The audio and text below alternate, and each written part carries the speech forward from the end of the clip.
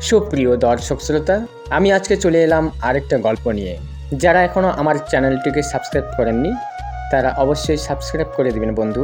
সকলেই আমার চ্যানেলটাকে সাবস্ক্রাইব করে পাশে থাকবেন, পাশে থাকা বেল আইকনটি চাপ দিয়ে দিবেন। রূপালী পর্দার ঝলমলে আলো, নাম যশ খ্যাতি এইসবের স্বপ্ন কার না থাকে। রূপা নামের একটা সাধারণ মেয়েও ঠিক এই স্বপ্নটাই দেখেছিল। হিরোইন হওয়ার নেশায় একের পর এক অডিশন দিয়ে যাচ্ছিল। একটা দুটো নয়, প্রায় 40টা অডিশন দিয়েও যখন সে ব্যর্থ, ঠিক তখনই তার জীবনে এলো সেই বড় সুযোগ। একটা বড় সিনেমার লিড ক্যারেক্টার বা মেইন হিরোইনের চরিত্রের জন্য ডাক পেল সে।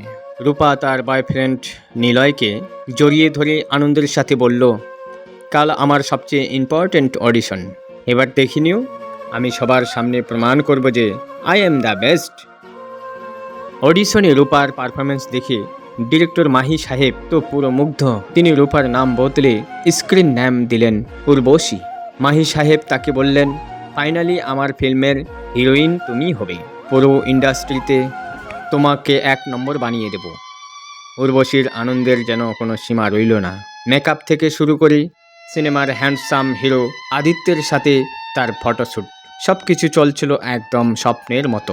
কিন্তু উর্বশী জানতো না এই রঙিন স্বপ্নের আড়ালে কতটা ভয়ঙ্কর অন্ধকার লুকিয়ে আছে।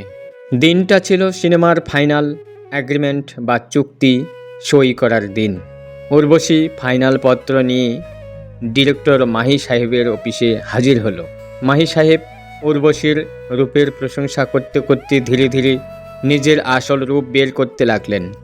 তিনি উর্বশীকে বোঝাতে চাইলেন, এই ইন্ডাস্ট্রিতে শুধু ট্যালেন্ট দিয়ে টিকে থাকা যায় না, বড় স্টার হতে গেলে কিছু দেওয়া নেওয়া করতে হয়।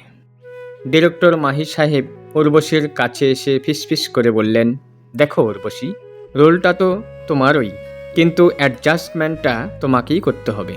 আমাদের সম্পর্কই ঠিক করবে এই এগ্রিমেন্ট তোমার সাইন হবে কিনা। ভেবে দেখো, না হলে কিন্তু আমার কাছে অভিনেত্রীর অভাব নেই। আকাশ থেকে পড়ল উর্বশী। এতদিনের পরিশ্রম, এতদিনের স্বপ্ন কি তাহলে এভাবেই শেষ হয়ে যাবে?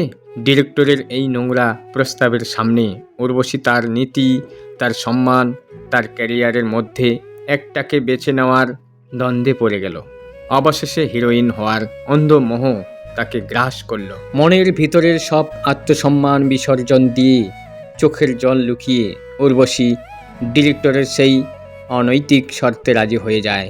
সে জড়িয়ে পড়ল এক নোংরা কম্প্রোমাইজের জালে। কম্প্রোমাইজ করার পর উর্বশীর ভিতরটা মরে গিয়েছিল। নিজেকে শান্ত করতে সে মদের বোতল তুলে নিল। উর্বশীর এই বদলে যাওয়া রূপ দেখে তার বয়ফ্রেন্ড নিলয় খুব কষ্ট পাচ্ছিল। সে বুঝতে পারছিল কিছু একটা ভুল হয়েছে। একদিন সকালে উর্বশীকে ড্রিঙ্ক করতে দেখে নিলয় আর চুপ থাকতে পারল না। তাদের মধ্যে প্রচণ্ড ঝগড়া শুরু হলো। আমি এই ইন্ডাস্ট্রিতে ধাক্কা খেতে খেতে ক্লান্ত হয়ে গেছি। হ্যাঁ, করেছি আমি কম্প্রোমাইজ। তাতে কি ভুল করেছি? আমি স্টার হতে চলেছি, আমাকে কেউ আটকাতে পারবে না। নিলয় স্তব্ধ হয়ে গেল। সে বলল, ভুল তোমার হয়নি উর্বশী, ভুল আমারও হয়েছিল যে আমি তোমাকে ভালোবেসে এই বাড়িতে আশ্রয় দিয়েছিলাম। তোমার এই মুখ আর 1 সেকেন্ডেও দেখতে চাই না। Get out. ঘর ছেড়ে বেরিয়ে গেল উর্বশী। তার মনে হলো এই তো ডিরেক্টরের সিনেমাতেই হিরোইন হচ্ছে, তাই থাকার জন্য ডিরেক্টর মাহি সাহেবের বাড়িতেই চলে গেল। মাহি সাহেবও তাকে তার বাড়িতে থাকার জায়গা দিল। কিন্তু উর্বশী কখনো জানতো না সে আসলে একটা সাজানো নাটকের পুতুল মাত্র। ডিরেক্টরের বাড়িতে উর্বশী যখন রিহার্সাল করছিল তখন সে ড্রয়িং রুমের বাইরে থেকে ডিরেক্টর মাহি আর আদিত্যের হাসাহাসির শব্দ শুনতে পেল। উর্বশী আড়াল থেকে যা শুনল তা শোনার জন্য সে মোটেও প্রস্তুত ছিল না। ডিরেক্টর আর হিরো মদ খেতে খেতে বলছিল, কিরে ভাই আদিত্য, কেমন দিলাম বোকা বানিয়ে? উর্বশী তো আমাদের সত্যি সত্যি ডিরেক্টর আর হিরো ভাবছে। ও কি জানে কোনো সিনেমা টিনেমা হচ্ছে না, সব নাটক, সব ফেক। ও আমাদের দুজনকে একসাথে হ্যান্ডেল করছে। ব্যাস, মজা লুটে নাও, তারপর ভুলে যাও। পায়ের নিচে থেকে মাটি সরে গেল উর্বশীর। যার জন্য নিজের চরিত্র বিলিয়ে দিল, নিজের ভালোবাসাকে লাথি মারল, সেটা কোনো সিনেমা নয়, বরং দুটো লম্পটের সাজানো একটা ফাঁদ। উর্বশীর চোখের জল মুহূর্তের মধ্যে আগুনের মতো প্রতিশোধের রূপ নিল। উর্বশী শান্ত মাথায় ঘরে ফিরে গেল। সে ডিরেক্টর আর হিরোকে বলল সে ক্লাইম্যাক্সের রিহার্সাল করতে চায়। স্ক্রিপ্টের বাহানা দিয়ে সে মাহি আর আদিত্য দুজনকে খাটের সাথে শক্ত করে বেঁধে ফেলল। তারা ভাবছিল উর্বশী হয়তো কোনো রোমান্টিক খেলা খেলছে, কিন্তু উর্বশী তখন আর হাত ব্যাগ থেকে বের করে আনলো একটা ধারালো ছুরি। উর্বশী হিংস্র হাসিতে বলল, এটা কি করছি জানো?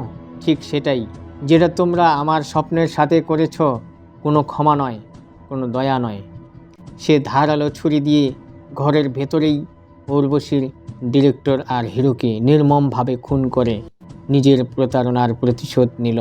এরপর সে নিজেই পুলিশকে ফোন করে বলল, হ্যালো পুলিশ, এখানে দুটো খুন হয়েছে।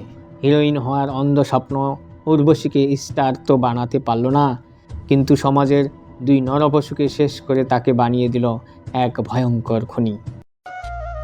শর্ট ফিল্মটি আমাদের এই শিক্ষাই দিয়ে যায় যে শর্টকাটে যা ভুল পথে স্বপ্নের পেছনে ছুটলে তার পরিণতি কখনো ভালো হয় না। তো বন্ধুরা, আজকের গল্পটি এখানেই শেষ হলো। আপনারা কি এই ধরনের ক্রাইম স্টোরি শুনতে চান? কমেন্টে বলুন বন্ধু। যারা এই চ্যানেলটাকে সাবস্ক্রাইব করেননি, এই চ্যানেলটাকে সাবস্ক্রাইব করে দিবেন বন্ধু। ধন্যবাদ সকলকে।